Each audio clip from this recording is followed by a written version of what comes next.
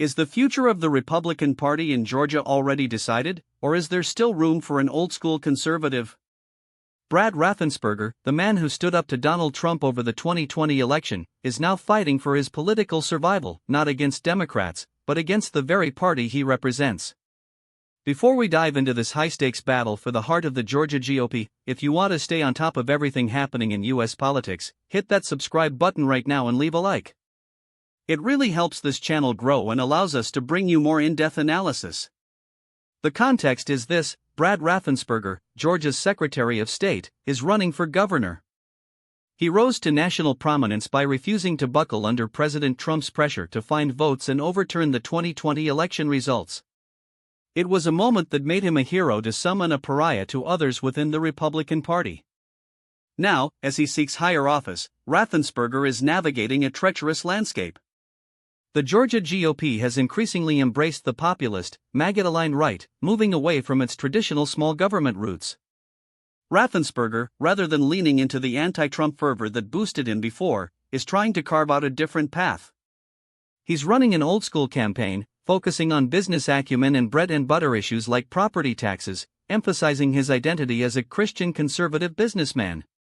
He's holding low-key events, a stark contrast to the flashier rallies of his opponents. He says he's in his own lane and feels good about it. But the reality on the ground paints a more complex picture. Raffensperger is consistently polling in third place behind Lieutenant Governor Burt Jones, who has Trump's backing, and billionaire Rick Jackson, who is spending lavishly and pandering to the MAGA base.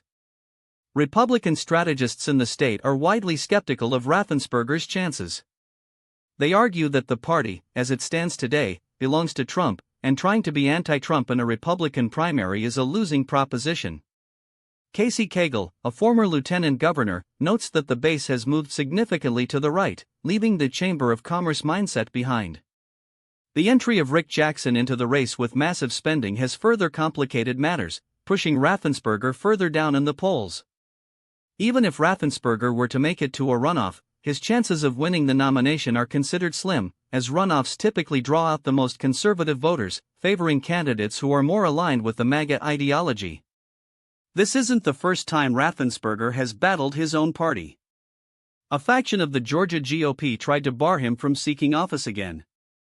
Local party leaders have allowed the RNC to spend resources backing Jones in the primary, a move that breaks with precedent. The MAGA base, determined to end his political career, is trying again, just as they did in 2022.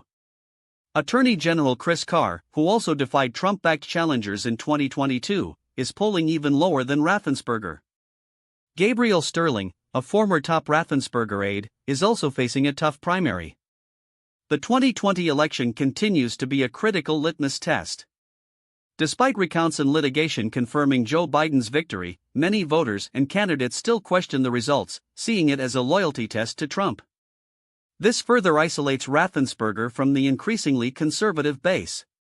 Polls show a significant portion of Republican voters remain skeptical about the 2020 election, believing it was stolen or questioning its legitimacy. Raffensperger himself continues to defend the integrity of Georgia's elections, highlighting the security improvements made in 2021. However, many Georgia Republicans believe he's struggling to connect with a base that has shifted away from his more technocratic approach. One former GOP official described Raffensperger as anything but aligned with President Trump, making his candidacy a direct test of whether a non-MAGA lane still exists within the Georgia Republican Party. His strategy, exemplified by his appearance at a local Rotary Club, focuses on practical accomplishments and resonates with a specific segment of voters: the business-focused Republicans in suburban areas that have shifted away from the GOP. These are the voters Raffensperger is targeting, leaving Jones and Jackson to fight for the MAGA base.